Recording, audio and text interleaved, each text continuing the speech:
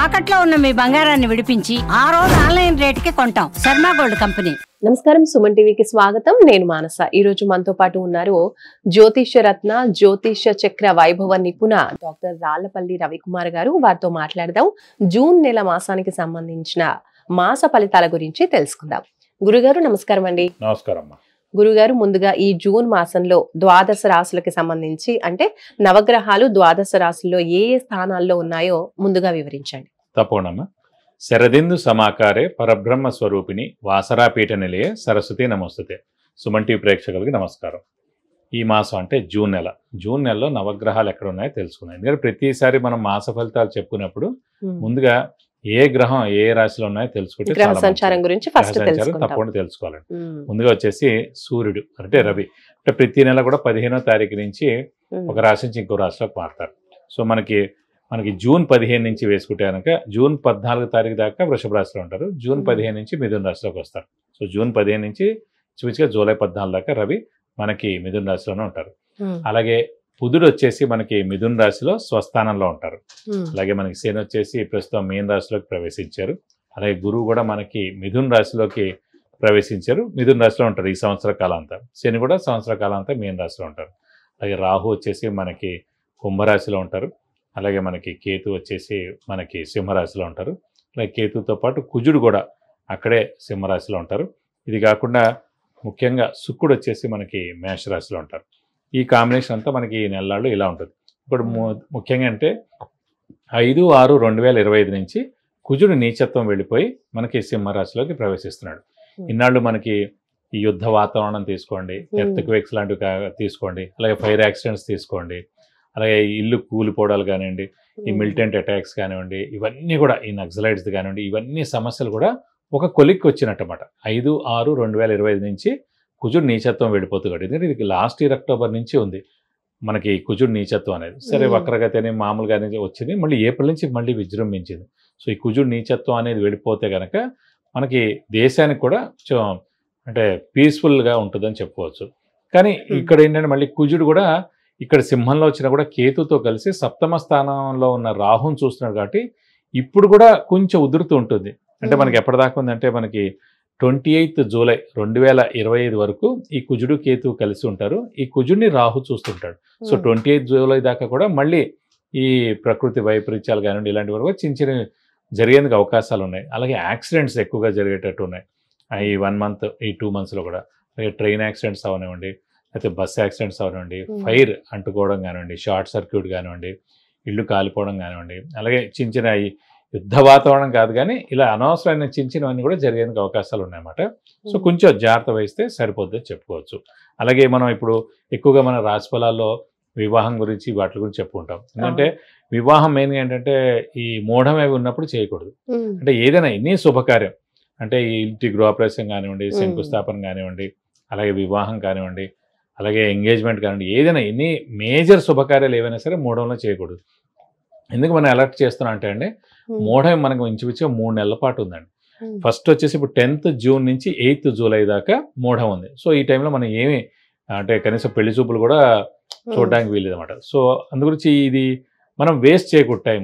ఈ ఏడాది గురుబలం బాగా ఉన్న వాళ్ళందరూ కూడా త్వరగా మనం ఫిక్స్ చేసుకుంటే మంచిది. అలాగే మళ్ళీ నవంబర్ 30 నుంచి 13th ఫిబ్రవరి 2026 దాకా అంటే అదొక 75 రోజులు. ఈ 10th జూన్ నుంచి 8th జూలై దాకా తీసుకుంటే 30 రోజులు. చూసి ఓవరాల్గా మనకి 100 రోజులు 105 రోజుల దాకా మూఢమే ఉంటుంది ఈ సంవత్సరం అంతా. కాబట్టి గురుబలం బాగా ఉన్న వాళ్ళ మటుకు గట్టి ప్రయత్నం, మానవ ప్రయత్నం, స్పీడ్గా స్మార్ట్ వర్క్ చేసి ఏదైనా చేసి ఫాస్ట్గా పెళ్లి కుదుర్చుకోవడం అనేది చేసుకుంటే చాలా మంచిది. గురుగారు, సింహరాశి వాళ్ళకి ఈ జూన్ మాసం ఏ విధంగా ఉండబోతోంది, ఎలాంటి విషయాల్లో అనుకూలత కనిపిస్తోందో తెలియజేయండి. తప్పకుండా. సింహరాశి అనగానే మనకి మక 1, 2, 3, 4 పాదాలు, పుబ్బ 1, 2, 3, 4 పాదాలు, ఉత్తర 1వ పాదం, ఈ నక్షత్రాల సమాంతం మనకి సింహరాశిలో వస్తుంది. ఈ రాశి వారికి ఏంటంటే ప్రస్తుతం గురుబలం పరిపూర్ణంగా ఉంది.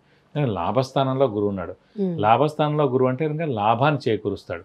ఫర్ ఎగ్జాంపుల్ మనకి ముహూర్త భాగం పెట్టుకున్న లగ్నం నుంచి మామూలుగా జాతకం బాగుందా లేదని చూసుకున్నా కూడా అన్ని ప్లేసెస్ కన్నా కూడా 11th ప్లేస్ అంటే లాభస్థానంలో ఎన్ని గ్రహాలు ఎక్కువగా ఉన్నాయి, ఎన్ని గ్రహాలు ఉంటే అన్ని రకాల లాభాలు మనకి, అన్ని రకాల ధనం కానివ్వండి, మనుషుల సహాయ సహకారాలు కానివ్వండి, గృహ వాహన యోగం కానీ ఇవన్నీ కూడా కలిసి వస్తాయి మేడం.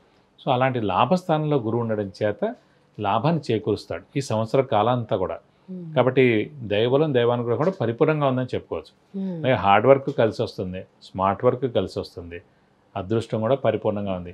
ఈ అదృష్టం అంటే ఈ సింహరాశి కూడా కర్కాటక రాశి లాగా యోగకారకుడు, అదృష్టకారకుడు, లక్ ఫేవర్ చేసే గ్రహమైన కుజుడు 5వ తారీఖు జూన్ దాకా మనకి నీచలో ఉండి సింహరాశిలోకి వెళ్ళిపోతున్నాడు మంచి ప్లేస్. సో ఇన్నాళ్ళు మనకి ఈ సింహరాశి వారికి డబ్బు ఖర్చు, హెల్త్ ప్రాబ్లం, మాట పాట ఇలాంటివన్నీ జరిగాయి.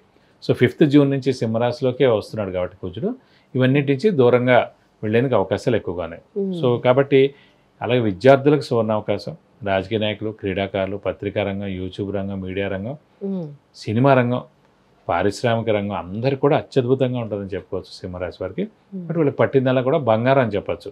అంటే ఆరోగ్యం చాలా బాగుంటుంది, ఇంట్లో చిన్నపిల్లలు పెద్దవాళ్ళ ఆరోగ్యం బాగుంటుంది, గృహిణులకి మానసిక ఒత్తిడి తగ్గుతుంది. అలాగే ముఖ్యంగా లాభస్థానంలో రవి కూడా ఉన్నాడు, అలాగే మనకి బుధుడు కూడా అక్కడే ఉన్నాడు స్వస్థానంలో. కాబట్టి వీరైనా పోటీ పరీక్షలు, కాంపిటేటివ్ ఎగ్జామ్స్ రాసినా కూడా ఖచ్చితంగా వస్తుందండి. సో గవర్నమెంట్ ఎగ్జామ్స్ అయినా రాసినా కూడా ఇది సరైన సమయం అనమాట. ఈ ఏడాది లోపల సింహరాశి వారు గట్టిగా ప్రయత్నిస్తే గవర్నమెంట్ జాబ్ కూడా వచ్చేందుకు అవకాశాలు ఎక్కువగానే చెప్పుకోవచ్చు. అలాగే విద్యార్థులు కూడా మంచి ర్యాంకులు సాధిస్తారు, మంచి యూనివర్సిటీలో సీట్ వస్తుంది. అది ఫారెన్ కూడా అవ్వచ్చు. సో ఖచ్చితంగా విద్యార్థులు మటుకు సువర్ణ అవకాశం చెప్పుకోవచ్చు. అలాగే అందరికి కూడా సింహరాశి వారికి అత్యద్భుతంగా ఉందని చెప్పుకోవచ్చు. కొంచెం వెహికల్ డ్రైవింగ్ మటుకు జాగ్రత్తగా చేయాలి, ఎందుకంటే ఈ రాశిలోనే కుజుడు కేతుతో కలిసి రాహుని చూడబడుతున్నాడు. కాబట్టి సింహరాశి వారు కూడా కొంచెం వెహికల్ డ్రైవింగ్ జాగ్రత్తగా చేస్తే మీకు అన్ని విధాలా బాగుంటుంది. మరి సింహరాశి వాళ్ళకి వివాహ యోగం అయ్యే అవకాశం ఉందా? ఈ సంవత్సరంలో వివాహం ఏమైనా కుదిరే అవకాశం ఉందంటారా? తప్పకుండా అండి, ఎందుకంటే లాభస్థానంలో మనకి గురువు ఉన్నాడు కాబట్టి. మనం ఇందాక కూడా చెప్పుకున్నాం 2, 5, 7, 9, 11 స్థానాలు మన రాశి నుంచి గురువు ప్రవేశించినప్పుడు సంవత్సర కాలం అంతా కూడా అది గురుబలం ఉన్నమాట. సో ఖచ్చితంగా మనకి వివాహం 100% అయ్యేందుకు అవకాశం ఉంది. అలాగే సంతానం కూడా కలిగేందుకు అవకాశం ఉంది, ఎందుకంటే లాభస్థానంలో ఉన్న గురువు సప్తమ దృష్టితోటి పంచమ స్థానాన్ని చూస్తాడు. పంచమ స్థానం అంటే కనుక సంతాన స్థానం. సంతాన కారకుడే ఏ మనిషికైనా సరే గురువు. సంతాన కారకుడే సంతాన స్థానాన్ని సప్తమ దృష్టితో చూస్తున్నాడు. కాబట్టి ఖచ్చితంగా సింహరాశి వారు ఎవరైతే ఉన్నారో వారికి సంతానం లేరు, ఆల్రెడీ ఒక సంతానం ఉన్నారు కూడా ఖచ్చితంగా సంతానం కలిగేందుకు కూడా అవకాశాలు ఎక్కువగానే, వివాహం కూడా 100% అవుతుందండి. అలాగే స్థాన చలనం ఉద్యోగం విషయంలో కావచ్చు, ఇంటి విషయంలో కావచ్చు, స్థాన చలనం అయ్యే అవకాశం ఉందంటారా? సింహరాశి వారికి మెయిన్గా ఇప్పుడు అష్టమ శని కూడా స్టార్ట్ అయింది 31 మార్చి నుంచి. కాబట్టి అష్టమ శని అంటేనే స్థాన చలనం. ఇల్లు మార్పు కానీ, ఉద్యోగ మార్పు కానీ, ట్రాన్స్ఫర్ అవడం కానీ, వేరే ఊరికి వెళ్ళి పోస్టింగ్ రావడం కానీ, లేదా వేరే ఊరికి కొత్తగా వెళ్ళి జాబ్ జాయిన్ అవ్వడం కానీ, ఇవన్నీ కూడా ఖచ్చితంగా 100% జరిగేందుకు అవకాశం ఉంది. అంటే ఈ 2.5 సంవత్సరాల లోపల ఎప్పుడైనా జరగచ్చు. కానీ ప్రస్తుతం గురుబలం ఉన్నప్పుడే మనం ప్రయత్నించుకుంటే కనుక మంచి ప్లేస్, అది ఫారెన్ కూడా అవ్వచ్చండి. ఇదే విదేశీ యానం, అదే ఫారెన్లో మనం జాబ్ చేయడం, లేకపోతే ఆఫీసే మనల్ని పంపించడం, ఇలా కూడా జరిగేందుకు అవకాశం ఉంది. కాబట్టి గట్టిగా ప్రయత్నించండి, ఖచ్చితంగా మనకి స్థానచలనం ఉంటుంది. ఆ స్థానచలనం రీత్యా మీకు హెల్పే ఉంటుంది తప్ప నష్టమే ఉండదు. తప్పకుండా మీకు బాగుంటుందని చెప్పుకోవాలి. ఓకే, ఇంకా ఎటువంటి పరిహారాలు పాటించాలంటారు సింహరాశి వాళ్ళు? ప్రస్తుతం అష్టమ శని నడుస్తాం కాబట్టి సంవత్సర కాలం అంతా కూడా మనం ప్రతి శనివారం ఉపవాసం ఉండడం మంచిది. అలాగే ఆంజనేయ స్వామిని ముఖ్యంగా ఎక్కువగా పూజించాలి, వెంకటేశ్వర స్వామిని ఎక్కువగా పూజించాలి. వీలైతే ఒక శనివారం రోజు రక్తదానం చేస్తే కూడా దోషం మొత్తం కూడా శనిది ఏమైతుందో అదంతా కూడా తొలగిపోతుందని చెప్పాలి.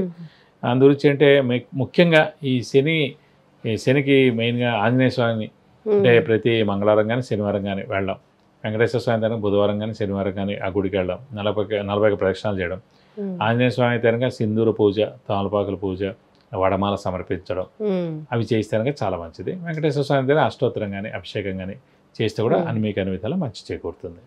రైట్ గురుగారు, ధన్యవాదాలు. నమస్కారం. చూసారు కదండి, సింహరాశి వాళ్ళకి జూన్ మాసం ఏ విధంగా అనుకూలించబోతోంది. చక్కగా అన్ని విషయాల్లోనూ అనుకూలత కనిపిస్తుంది.